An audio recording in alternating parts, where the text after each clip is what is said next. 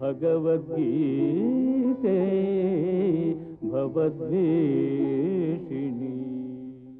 ప్రియ భగవద్బంధువులారా, సనత్కుమారుడు అనే ఒక మహానుభావుడు ఒకనాడు ఒక పెద్ద విశ్వవిద్యాలయాన్ని ప్రారంభం చేశాడు.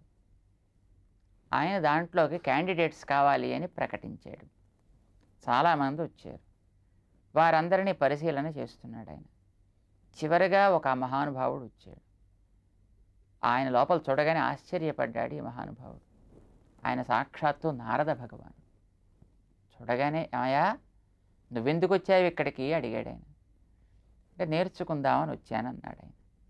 ఏమి నేర్చుకుంటావో చెప్పమన్నాడు ఆయన. చెప్పడానికి ముందర నీకు ఇంతవరకు ఏమిటి వచ్చునో చెప్పమన్నాడు ఆయన. ఇప్పుడు నారదుడు తను ఇంతవరకు ఏం చదువుకున్నాడో చెప్పాడు. ఋగ్వేదం భగవోధ్యేమి అంటూ ప్రారంభం చేశాడు ఆయన. ఏ భగవన్, నేను ఋగ్వేదం నేర్చుకున్నా, యజుర్వేదం నేర్చుకున్నా, సామం నేర్చుకున్నా, ఆధర్వణం నేర్చుకున్నా, శిక్ష నేర్చుకున్నా, వ్యాకరణవాది మొదలైన అంగాలన్నీ నేర్చుకున్నాను, దాంతోపాటు ఆగమం నేర్చుకున్నాను. ఓ ఇవన్నీ చెప్పాడు ఆయన. ఆశ్చర్యపడ్డాడు గురువుగారు. నువ్వు పాఠం మాకు నేర్పడానికి వచ్చావా, మా దగ్గర నేర్చుకోవడానికి వచ్చావా అని అడిగాడు. నేర్చుకోవడానికే వచ్చాను అన్నాడు.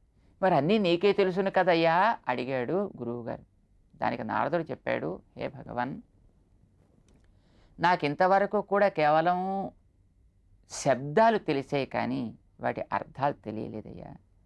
మంత్రాలు బాగా వల్లెకొచ్చాయి. ఎక్కడిది కావాలంటే ఏది కావాలంటే అది బ్రహ్మాండంగా వర్లించేస్తా, పైనుంచి కిందకి, కింద నుంచి పైకి కూడా. కానీ మంత్రవిదేవాస్మి నాహమాత్మవిత్, నేను ఆత్మని గురించి తెలుసుకోలేకపోయానయ్యా.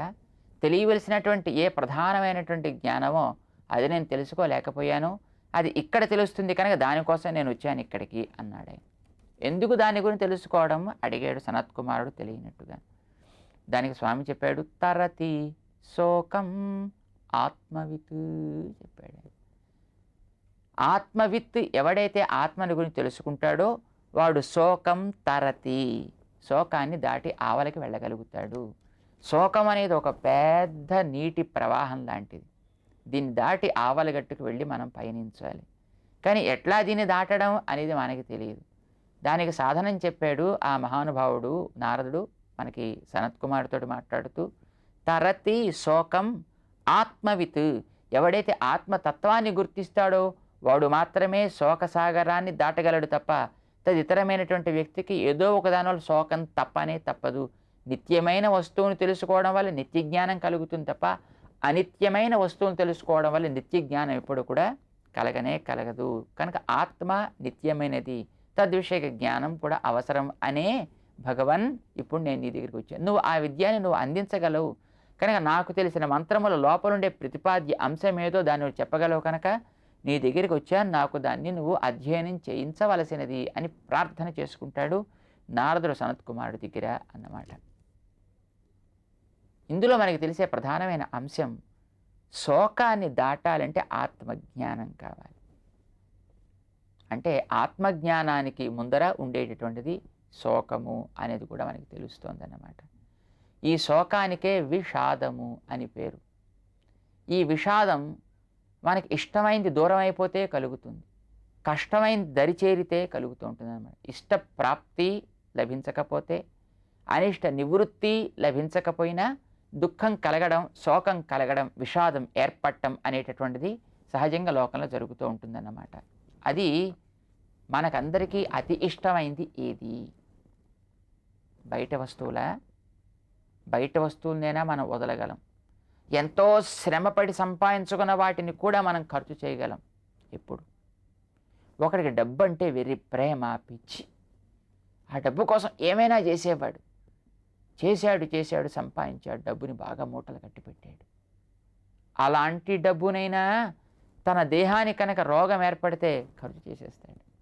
డాక్టర్ గారు నా డబ్బు అంతా ఇచ్చేస్తాను, ఎట్లోగలా కాస్త 2 మెతుకులు తినేట్టు చేయండి, నన్ను కాస్త గాలి దేహంలో గాలి పీల్చుకునేట్టుగా 2 రోజులు బతికేటట్టు చేయండి అని ప్రార్థన చేస్తుంటాడు. అంటే తనకి ఇదివరకు ధనమే ప్రాణం అనుకున్నటువంటి వ్యక్తి కూడా ఆ ధనాన్ని కూడా దేహం కోసం ఇచ్చేయడం కోసం వెనుకాడ్డనమాట. లోకంలో కొంతమంది ఎవరో తాము ప్రేమించినటువంటి వ్యక్తులని అబ్బో నాకు నువ్వు తప్ప మరేం ప్రాణం లేదు లోకంలో, నువ్వు తప్ప నాకు బతికే లేదు లోకంలో అంటారు.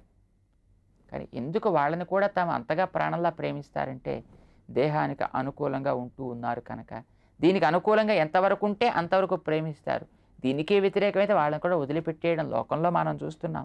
నిజానికి లోకంలో తల్లి ప్రేమని మించినటువంటి ప్రేమ మరి ఎవరికీ ఉండదు అంటారు కదా. భార్యాభర్తల కంటే మించిన ప్రేమ తల్లికి తన యొక్క తనయుల మీద ఉంటుంది అని అంటారు. కానీ ఆశ్చర్యం, అలాంటి తల్లులు కూడా తమ దేహ సౌందర్యం ఎక్కడ తగ్గిపోతుందో అని తమ స్తన్యాన్ని ఇవ్వడం లోకంలో మానేయడం ఎన్నో రకాలుగా చూస్తున్నాం. అది ఈవేళ దురదృష్టం కొద్దీ స్తన్యమే శిశువులకి క్షేమము, తల్లిపాలే శ్రేష్టమైనది అనేది చెప్పుకోవలసి వచ్చేటటువంటి ఒక దౌర్భాగ్యపు స్థితి దాపురించింది కదా ప్రపంచమంతా. ఇది మన దేశంలోనే అనే కాదన్నమాట. మన దేశంలో చెప్పాల్సిన అవసరం రాకుండా ఉండేది చాలా కాలం, ఇప్పుడు మన దగ్గర కూడా వస్తుంది. ఏం తెలుస్తోంది మనకి దీనివల్ల అని అంటే, తన దేహానికి అడ్డొస్తే శిశువులు కూడా అడ్డే. తన దేహపు సౌఖ్యానికి ఆటంకం ఏర్పడితే ఎవరు ఎవరినైనా వదలడానికి వెనుకాడరన్నమాట. ప్రతివాడికి ప్రధానమైనటువంటిది తన దేహం. ఎందుకు? దీన్ని తను ప్రేమిస్తాడు. తానుండడానికి ఇది సహకరిస్తోంది కనుక ప్రతివాడు దీన్ని ప్రేమిస్తాడన్నమాట. అయితే ఒకనాడు వ్యాధిగ్రస్తుడైనప్పుడు, వార్ధక్యం వచ్చి మీద పడ్డప్పుడు వైద్యుడి దగ్గరికి వెడితే డాక్టర్ గారు ఎప్పుడు పోతుందండి ఈ శరీరం అని అడుగుతాడు. ఇంతకాలం తను ప్రేమించినటువంటి ఈ శరీరం మీద కూడా తనకి ప్రేమ క్రమం క్షీణిస్తూ ఉంటుంది. చెయ్యి మాట విన్నప్పుడు, కాలు మాట విననప్పుడు, ఒళ్ళు మాట విన్నప్పుడు, నడుము పట్టి పీకుతున్నప్పుడు, రకరకాల వ్యాధులు పీడిస్తుండేటప్పుడు, ఎవరి మీదో ఆధారపడి బ్రతకాల్సిన అవసరం ఏర్పడ్డప్పుడు, అయ్యో ఎందుకు వచ్చింది ఈ శరీరం, ఎందుకు వచ్చిన పాడు శరీరం, ఎప్పుడు ఇందులోంచి బయటికి వెడతాను. ఇది అజ్ఞానులే కాదు, కొంచెం భగవజ్ఞానం కలిగిన వాళ్ళు కూడా పెద్దలు కనిపిస్తే ఎప్పుడైనా వాళ్ళ దగ్గరికి వచ్చినప్పుడు చూసి, ఏ స్వామిన్ ఎప్పుడు ఇందులోంచి నేను పోతానో, నాకు ఎప్పుడు ఇందులోంచి విముక్తి అని అడగడం లోకంలో మనం గమనిస్తున్నాం. అంటే ఇది కూడా తనది, ఇది తాను కాదు అనే విషయం ఒకనాటికి తెలుస్తుంది. మనకి ఈవేళకి తెలియకపోవచ్చు. ఈవేళ మన మాట ఇది వింటూ ఉన్నంత వరకు కూడా నేనే తెలుపువాడిని, నేనే నలుపువాడిని, నేనే బలం కలిగిన వాడిని, నేనే సన్నపువాడిని, నేనే పొడుగు, నేనే పొట్టి, నేనే బలానా అంటూ దేహానికి ఉండేటటువంటి కొన్ని యోగ్యతలను చూసుకుని మాట్లాడడం లోకంలో మనం వింటున్నాం. అది జాతనో, కులమనో, వర్ణమనో, రంగనో, ఆకృతి అనో, దానికి ఉండే విద్య అనో, దానికి ఉండే ధనమనో, వీటిని చూసుకుని ఇది నేను అని అనుకోవడం మనం గమనిస్తున్నాం లోకంలో. కానీ కొంత వయసు వచ్చిన తర్వాత అయ్యో శరీరం అంటాడు. శరీరములో శరీరం కంటే వేరుగా తానొకడున్నాడు అనే విషయాన్ని అప్పటికి గుర్తిస్తాడన్నమాట. ఇప్పుడు గుర్తించాడు. ఇప్పుడు కూడా చాలామంది గుర్తిస్తుంటారు వాడు వెళ్ళిపోయిన తర్వాత. ఎవడో ఒకడు అక్కడ పడుంటే వాడి దగ్గరికి వెళ్ళి మనం ఏడుస్తుంటే ఒరే మాట్లాడరా అని అంటే, పాపం ఇంతవరకు అలాంటి నమ్మకాలు లేనట్టు వ్యక్తి కూడా వాడు పోయాడండి అంటాడు. వాడు పోడండి, వాడు అక్కడే పడున్నాడు కదా, లేపి కూర్చోబెడతాను అని అంటే వాడు పోయాడురా పాపం చాలాసేపు అయిపోయింది అంటాడు. ఇదివరకు ఏ ఆకారాన్ని అయితే చూసి వాడు లేక ఆమె అని అంటున్నాడో ఆ వాడుగా ఆమెగా పిలవబడ్డానికి యోగ్యమైనటువంటి ఆకృతి విశేషం ఇప్పటికీ అక్కడే పడి ఉంది, కానీ వాడు పోయాడంటాడు. అంటే ఈ పైన కనిపించే దాన్ని ఆ పేరుతో ఆ రూపుతో ఉండేటట్టుగా చేసినదేదో మరొక్కటి లోపల ఆ పేరుతో పిలువబడేది ఇంతవరకు ఉండేది, అది ఇప్పుడు లేదనే విషయం అప్పుడు గుర్తింపు వస్తోందన్నమాట. కనీసం అప్పుడైనా కొందరు గుర్తిస్తున్నారు, అది మనకి సంతోషమే. వార్ధక్యం వచ్చి మీద పడ్డాక ప్రతివాడు గుర్తిస్తాడు. రోగగ్రస్తం అయితే ప్రతివాడు గుర్తిస్తాడు, అయ్యో ఇది ఎప్పుడు పోతుందో, ఎలా పోతుందో, ఎట్లా ఇది మాట వింటుందో, ఎలా సుఖంగా ఉంటుందో అని దీనిని తనని వేరు చేసి చూసుకోవడం ప్రారంభిస్తాడనమాట. ఆ లోపల ఉండేవాడికి పేరు ఆత్మ. అంటే వాడు కూడా ఇప్పుడు శరీరాన్ని ప్రేమించట్లే, ఆత్మని తననే తను ప్రేమించుకుంటున్నాడు. లేదు తన వెంట ఉండేటువంటి ఒకనాడు ఎప్పుడో పొందినటువంటి తను ఈవేళ పొందకుండా మరచిపోయినటువంటి ఆనందం ఏదో, సంతోషం ఏదో, సుఖమేదో దాన్ని స్మరించుకుంటూ అయ్యో అది ఇప్పుడు లేదే అని ఏడవడం ప్రారంభిస్తాడు. దాన్ని తిరిగి పొందితే బాగుండే అని అనుకుంటాడు. దానికి ఇది అడ్డొస్తోంది అని గుర్తిస్తాడు. ఇది పోతే బాగుండు, మళ్ళీ తనకి ఆ స్వరూపం ప్రకటితం అవుతుందేమో అని. మాట కూడా అందుకే తమాషాగా మాట, పోతే బాగుండండి, చచ్చిపోయి సుఖపడేవాడిని అంటాడు. చచ్చిపోతే సుఖపడ్డం ఏమిటి?